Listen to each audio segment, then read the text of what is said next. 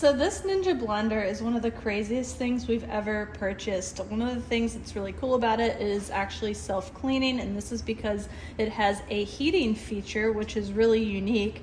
So you can actually cook with it. It will self-clean itself. You don't need to add soap. You just add water and you hit the clean button and it will clean itself. Then you rinse it out and you're good to go.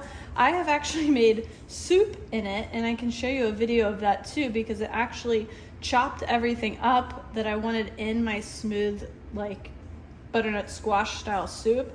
It chopped it up, it cooked it, heated it, and by the end I had a really smooth, delicious, yummy fall soup. And I was like, wow, my blender did that. Like, it was really cool. And obviously you can use it for all the same basic things like smoothies and frozen drinks and different things like that as well.